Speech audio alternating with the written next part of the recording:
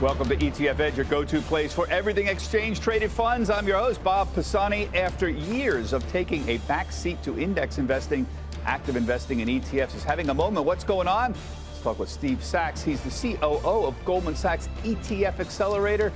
And Todd Sohn is the ETF and technical strategist at Strategas. Steve, we know ETFs are, mostly index-based, but active seems to be having a moment. Why is that? Yeah, no, without a doubt, Bob. And that, it's a little bit of a myth still in the market in that ETFs are passive. What really started to happen, a few years ago, and quite frankly, more than a few, first active ETF in the market in 2008. But what's really happened rather quietly in the last 3 to 4 years is this growth of active strategies. Traditional, think bottoms-up fundamental stock picking strategies that are coming to market in the ETF wrapper in the active form. Still transparent, still daily liquidity on the exchange, minute-by-minute liquidity, but essentially, active strategies as opposed to the pure passive that we're used to. And the growth has really been tremendous over the last few years in particular. 3 years ago, active ETF assets represented less than 1% of overall ETF assets. ETF assets have continued to grow. Active now represents nearly 7% of all ETF AUM in the U.S. Todd, we've talked about this before. Active stock picking isn't quite what we used to think it is, though. It's evolving, right? I mean, you and I think old school means alpha generating stock picking, but it's changing. There are active definitions today where you can be defined as using option overlays to protect on the downside, like JEPI, for example. It was very successful. Is it fair to characterize that as active? The market's certainly evolving. It's quasi-active, isn't it? What would you call it? Yeah, and to Steve's point about the growth in assets, active is now in this kind of different shade, right? You still have your traditional bottom-up stock picking, right? That's still very much prevalent. But now you also have active hands at the wheel in terms of the option overlay strategies, right? And that's a very sophisticated strategy I don't think the common investor really knows about. And that provides a different approach, right? It could be downside protection. It could just be monthly and type of income. You still have a very high conviction thematic active, right? That's your ARC type strategies too that I think will still exist in some form or another. But I think this is all part of the active umbrella now. It's not just a singular star money manager. It is going all sorts of different investing routes, and I think that's going to continue to contribute to the growth of the AUM. Yeah, I like to think of certain forms of active. We're talking about sort of almost index plus. I have my friends at Dimensional Funds. I talk to them, and they consider themselves active managers. But there's an indexing, but then there's a slight active management component on top of it. I think it's all great. It's all part of the evolution of the business here. What I am surprised at is, Steve, about how many old-fashioned stock pickers there are out there that are turning to the ETF wrapper. Now, I know they helped, Goldman helped Jeremy Grantham of GMO start his first ETF. That was, I think, November of last year. He's a very famous stock picker. He started a quality ETF, QLTY. Brandis, one of the big stock picking value firms that's out there, launched 3 ETFs in November. You helped with that as well. There they are up on the screen for you. And there's the GMO. That's Grantham's ETF. It seems, Steve, like the lower fees the passive ETF industry is charging is sort of forcing the hands of the old fund managers, aren't they? I mean, they're charging a lower fee here. To a certain extent, and it's interesting, and yeah, the third one we just launched, the third client, was Eagle Capital, EAGL is the ticker, just launched this week, actually listed here at NYSE, $1.77 billion in assets on day one. So it's interesting when you think about really across, all 3 of those organizations that we've partnered with at the ETF Accelerator. First and foremost, the use case across all of them was largely the same. How do we deliver our particular brand of investment strategy and be wrapper agnostic to our client, both to react to the existing client base, but more importantly, and just as importantly, the demographics are changing. I mean, right, you talk about this all the time, the generational wealth transfer that's taking place in this country. The next generation investor prefers the ETF wrapper, right? And it goes back to a little bit of what you were saying about, passive versus active. Here's what you need to remember about an active ETF. It still trades on an exchange. like the New York Stock Exchange. It is still transparent, and it is still liquid at all times of the day. And ultimately, right, what we've been seeing from an asset manager perspective is not necessarily always reacting to lower fees, but essentially the more streamlined, efficient wrapper of an ETF doesn't typically have the layers of fees that the traditional 40 Act mutual fund has. Plus, obviously, here in the U.S., a big driver is just the tax efficiency of the wrapper itself and being able to employ truly bottoms-up fundamental stock picking or fixed income credit selection in the active ETF wrapper is where we're just seeing all the demand now. Well, this is a good thing, right? I think money goes where it's treated best, whether it's in the form of sector investing or just global asset allocation, and the ETF is that form in the fund industry. Yeah. You get the tax efficiency, it's lower cost, it's transparent, you can get the liquidity you need, as Steve mentioned, and investors like that, especially the younger generations now. That's really important. You know, but not to be cynical, and you and I have talked about this before, if you're a mediocre stock picker, folks, in a mutual fund wrapper, you're still going to be you're not suddenly going to turn into a superior stock picker in an ETF wrapper, right? Active trading is still on the defensive, I think, especially now that we've had very long-term studies like the S&P, the SPIVA report. I always do that every year. That indicates the vast majority of active managers do not outperform their benchmarks. You should check it out, folks, if you don't see that before. But you know, you understand my point. I think it's terrific that the lower fees help the performance. I mean, this is one of Bogle's big insights 50 years ago, that much of the alpha that is generated by the small minority of active managers that do outperform is destroyed by the cost of the fees. So if you can reduce those fees in an ETF wrapper, that might significantly help. Yeah, the lower fees absolutely help. And I think the proposition for an active manager, depending on what the strategy is, you have an S&P 500 that has 5 stocks at over 25% of the index. That has benefited massively for passive investing right now, but it may get a little speed bump at some point. And having that active hand at the wheel or having an option overlay for the strategy may help at some point. I think that's also a key thing to keep in mind. The business is evolving. You know, it's one of the things you've been here. You're a veteran in this business. I've been covering ETFs for 20 years. And what's amazing is to see, besides the fads that you go through, the pot ETFs or crypto ETFs or even thematic tech, you know, they jump on the bandwagon. Bitcoin ETFs now, they keep coming and going. It's like a constant popularity contest, and ETFs are very good at that. But the industry is maturing, and it's fun to watch that mature. Money still comes in every year. A lot of it's still passive and indexed. But it's fun to watch active management. It's fun to watch higher priced mutual fund managers move into the more efficient ETF space. It's part of a natural evolution. Yeah, and I love that word. You said it earlier, and I actually love what you said, Todd, relative to, right, money flows to, you know, what is the most efficient strategy? And fees absolutely have something to do with it. And I agree. The evolution, I mean, right, and I appreciate you calling me a veteran, not just old. I appreciate the quasi-compliment there, I usually Bob. get called old. Yeah, exactly. So look, I think, you know, all of those things are true. It is an evolution. When you think about not just the ETF wrapper. I said this recently. When do we get to stop calling this the ETF industry, right? The ETF is the wrapper. It's the delivery mechanism, and it happens to be one of the most, if not the most, commingled, you know, highly regulated delivery vehicle for asset management strategies, whether they be passive or now whether they be active. And so fees certainly matter, but the other aspect, again, you know, what's the other aspect of ETFs, you know, from a efficiency perspective? Tax efficiency. It's a very interesting white paper out there that talks about and makes the comparison between a S&P 500, you know, index mutual fund versus a ETF, and the actual tax differential, or alpha, if you will, is nearly 92 basis points a year.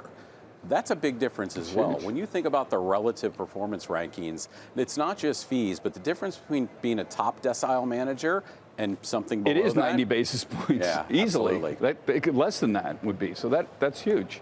But it is an industry, and you're part of that, the industry. You think, folks, that all the firms that want to start an ETF would be already out there. I mean, we've been doing this for 20 years, but it's amazing. There's still hundreds still in the wings. Now, Goldman formed an accelerator unit. You're the guy running it to help create ETFs. Tell us about this accelerator unit. What do you do? Yeah, well, I appreciate that compliment. One of many. So I'm the global COO of the ETF Accelerator, and you know, it really came out of the whole idea for the business. Actually, came out of my previous role at Goldman, where I was ending up with a lot of meetings on my calendar. Others in the organization the same way. our core institutional clients were calling and asking, how do we get into this ETF space? How do we deliver our strategy, active and otherwise, in an ETF wrapper? And ultimately, we were helping them how we could, free consulting essentially, and then obviously supporting them through the capital markets function as we do. And the idea was the drumbeat got so loud that essentially the idea was, why couldn't we do something more? So what did we do? We launched the ETF Accelerator, which is a platform that allows our clients to come in, launch, list, and manage their own ETF, but do it off of the technology, infrastructure, and risk management expertise that Goldman's known for, and essentially get to market faster and cheaper than they could do it on their own. And I think that's what's resonated again to date. As we talked earlier, GMO, Brandis, Eagle Capital, all felt that the journey to build it on their own would be too expensive and too long, and they didn't want to miss the opportunity cost of not delivering their investment strategies in their wrapper. It's sort of like a turnkey operation in a way. So I have an idea for an ETF. I come to you, you help launch it and list it, but I still manage, essentially manage it. That's sort of the limits of what you do. You basically help get the thing out the door. You are the advisor. It is your investment strategy. It is your intellectual property. It is your brand. It is your name on the fund. But what we're doing in the background, both initially to get the fund listed and in the marketplace, and then on an ongoing basis, is actually doing all of the things that are infrastructure related relative to you would need to build out years of expertise, headcount, bodies, and all of that risk management framework. The idea is that we do both services around listing and getting your ETF to market, but ongoing management services of it as well. We help you do what you already do, which is pick stocks and raise assets. So I mean, like I said before, you'd think like all these ideas were out there, or all these companies that want to go public, or excuse me, want to set up ETF structures have already done it, but in fact there aren't. Is there a real ongoing business here? It's a leading question because you wouldn't have set up the accelerator if there was no, but tell us a little bit more about what potential business there still is out there. Yeah, it's interesting. It's a great question, Bob. So ultimately going back to, and look, there were a number of things that I would say coalesced in the asset management industry that brought us to this point, not the least of which was 6011, the ETF rule that was passed in 2019. Well, we wouldn't call that a big boom. It was certainly a catalyst. And the idea was it made it easier to launch an ETF, but it didn't make it easy. So really, ultimately, going back to why we started it, at one point we had more than 41 clients that had called us with exactly the same problem. How do I do this? How do I move quickly? And can you help us? And I'll be honest with you, it's ultimately pretty rare for 41 of Goldman's institutional clients to call us with the exact same problem. So what is Goldman Sachs at our core? We are advisors to our clients first and foremost, and the idea is that we wanted to be able to solve a problem for them. Sometimes we solve those problems for short periods of time, i.e. liquidity in the capital markets. Other times we solve them for longer periods of time by providing them longer term solutions around infrastructure. But honestly, that was 3 years ago, and the demand and drumbeat has not stopped relative to the not just traditional asset managers, mutual fund managers and like, but the number of hedge funds, family offices, RIAs. Are they thinking of getting into ETFs? Absolutely. Hedge funds? Absolutely. Family offices? Family offices. So it's not just like, see, Brandis doesn't surprise me. That's a famous firm, value firm. They've never been, they're a mutual fund company, but are there a lot of Brandises out there still that in the mutual fund business that are looking at this? I mean, we know how many tens of thousands of mutual funds are out there. We like to make fun of ETFs because there's gimmicky ones out there. There's no doubt about that. And they close up shop within 12 months. But there are double the amount of mutual funds and ETFs. So that's a lot of runway. Plus all the separately managed accounts that are out there from some family offices that may find a use case in converting. Yeah, but it's interesting, Todd, right? You know the stat. Last year, there were nearly 500 ETFs launched in the U.S. alone. There were less than 200 mutual funds launched last year. And I don't think that number was much better the year before. Yeah. Big shift. So you think we'll see hedge funds launch ETFs? We do, definitely. I mean, based on the number of conversations that we're having with our client base, and then not just that, but when you think about the use case, I mean, what's one of the things that the ETF gives you, for lack of a better way to put it, you're tickerizing your portfolio, but what you're doing is you're actually also broadening your distribution footprint. And by that I mean access, You're democratizing access to your strategy. Do I think that we'll necessarily see the very esoteric or highly sophisticated strategies that are deployed in certain hedge funds today? No, but I think that there's some very good portions of those strategies, whether that be long only, long short, that actually do make sense for these hedge funds to essentially do what everybody else wants to do in the asset management industry. Again, what do you want to do? You want to be wrapper agnostic.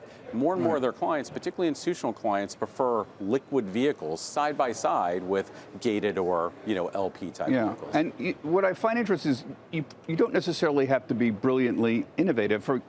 Brandis is the 3 funds you launched with Brandis. One's a value fund, one's an international, one's a small cap value. You might say, don't we have enough small cap value funds in the world? But they're stock pickers. They have a slightly different interpretation of what they're going to be holding because they're active. They're not index guys. So you can say, here's our philosophy in an ETF wrapper, and you might get just fine in terms of assets under management to keep things going. What you don't want is to have those people leave that mutual fund to go to another place where they think they can get the same thing a lot cheaper. Yeah, that's what you don't want, I think. You certainly don't want that as, again, the business that you're in is asset management, right? And that is a for-profit business. But it's interesting. I think any number of our clients would tell you the opportunity cost of not doing it is greater because if you don't have the wrapper, what's going to happen? Eventually, those assets are going to leave and go to a competitor. Well, that's my point. It's a competitive business here. Exactly. I want to move on and just pick your brain because we're approaching the end of an astonishing quarter here. We're up 10% on the S&P. 25% in 5 months. That is really, really rare, folks. It's happened only, I think, 7 times since 1950. So a lot of people complain. You know about this. The concentration risk. The people say 30% of the S&P 500's in 10 stocks. Is this a real concern about this? And if so, where should investors turn? I hear all sorts of other ideas, but is I don't know, is return to the mean or mean reversion necessarily going to happen? It does not have to. We all go back to the tech bubble as the historical miss of the data set, but when you get momentum like this, it begets more momentum. It's consistent with major market lows. Right back in, we're a year and a half off the October 2022 low. And for example, you spent much of the 90s in a similar scenario where you had these types of momentum returns, and it just kept going eventually until the economic conditions really deteriorated in 2000. But if you're worried about the concentration risk, and we get a lot of questions about this, you can either A, go the active approach, where you're going to have a more balanced sector skew, or equalate your portfolio. And there are plenty of solutions out there now from the ETF industry to equalate the S&P or use a fundamental factor to equalate. And that way you're getting less tech exposure and you're getting more of the bench, more energy, industrials, materials. In order to at least balance things out, you may still get hit on a major decline, but at least it may not be as bad as if the tech names and the communication type names get hit. What I find interesting is after a run like this, everybody is calling me up, and everyone is in the imminent pullback business. Well, Bob, come on, you don't really expect us to be up another 10% in the second quarter. It can't happen now. It doesn't go. Trees don't grow to the sky. All this, and yet your point is well taken. I looked at this, and the 7 times this has happened since 1950. The S&P was higher 6 out of the last 7. And that's because in most of the cases, the momentum was really powerful. The advanced decline line was really strong in these situations. It wasn't just 8 stocks moving the whole planet. And the AD line has been really good. 70% of the S&P is up this quarter. This is as much, those stocks, the 8 stocks, not however many, they influence the benchmark the most. So it feels like it's just them. Yeah. But the bench, as I like to call it, small caps are starting to get their mojo. Energy, industrials, those all work. And that reflects a more confident market, and you're going to have FOMO set in. I guess what I try to use this for is a teaching moment, because the implication is these people are saying, well, of course, it's got to be a pullback. Well, yes, maybe, but you think you know what to do with market timing, and that's the problem philosophically that I have. Yeah. We know that market timing is a very, very poor way to invest in the stock market. And you think you know when to go in and go out, but you got to be right going in and going out. And we all know how hard that is. You can't do it very well. Be right twice. That's difficult. It's just a really difficult thing to do. So I always try, and this is my Trader Talk today, folks. If you want to go to it, tradertalk.cnbc.com, don't worry about market timing, particularly when you've got something like this. And so play against this trope. Oh, there's got to be a pullback, Bob. Of course. Maybe. and maybe we'll be down 5 or 8 or 9% sometime in the spring, but the odds right now are that we'll be higher 6 months from now. Exactly. So now what do? You got to be right market timing going in and then go back in, and then you're going to make yourself crazy here. This is why I became a Jack Bogle disciple, because I couldn't figure out how to do market timing. And I finally realized Bogle was right. Stop doing that. It's a silly way to make money. Yeah. This has been a great conversation. Thank you, Steve. Thank you, Bob. Todd, thank you very much. Really appreciate it. That does it for this week's ETF Edge. My thanks to Steve and Todd. We've asked Todd to stick around, give us his further thoughts on where ETFs are going in the second quarter. Yes, we'll ask him to make predictions. And remember, you can see all of our shows on our website, etfedge.cnbc.com. Everybody, have a healthy, happy, and safe trading week. Get the ABCs of ETFs with the ETF Edge newsletter. Your weekly update on the hottest trends, expert analysis, actionable ideas, and exclusive insight from host Bob Pisani. Sign up now at cnbc.com/ETF Edge newsletter.